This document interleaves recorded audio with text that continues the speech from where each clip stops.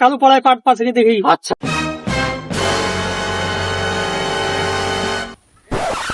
কে গো তোমরা আমার পাট কেন উল্টেছো? আরে ভাই এত সুন্দর পাট করলে কি করে? আমরা রাস্তা দিয়ে যাচ্ছি হাঁটিয়ে তো চোখে আয়নার মতন ছোট মারছে, কি চকচকে পাট গুলা করে ওই সর্দার মতন। তার লেগে ভাবলো যে একটু বেশি দাম দিয়ে কিনে এলি। কত বেশি দিবা শুনি?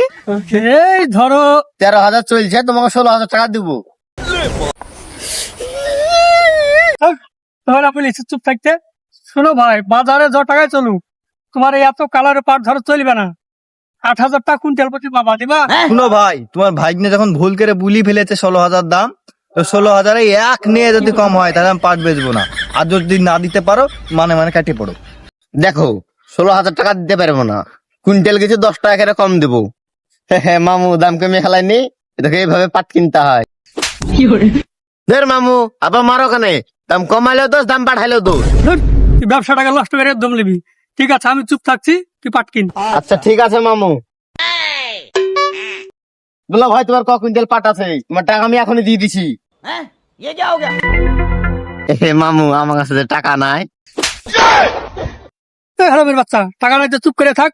আমার কাছে টাকা আছে, আমি দেখছি, আমি দাম করছি। আমি দাম করবো না তো আমাকে বাল ছিটতে লিখেছ। তুই চুপ থাকবি, আমি পাট কিনবো আর তুই শুধু মোড়া বানবি। ভাই 8,000 টাকা তোমার পাট গালা দিবা? আগুন সে বলছে তোমার পাটে একটা লাভ থাকবে না, তাও পাড়ার লোক তাহলে এখানে কিনছি তাই। কিনছি মানে তোমার কাছে কে বেচছে? এই পাট আমি 10,000 করে বিক্রি করবো অন্য গ্রাহকের কাছে। 10,000? 7,000 টাকা তো বেচতে পারবে না পাট তুমি। তোমার বাপ হয় যে 10,000 টাকা দিয়ে দিবে? ভাবতি লেগে দাঁড়া, সারা তোদের পাট কিনা ভর্তি।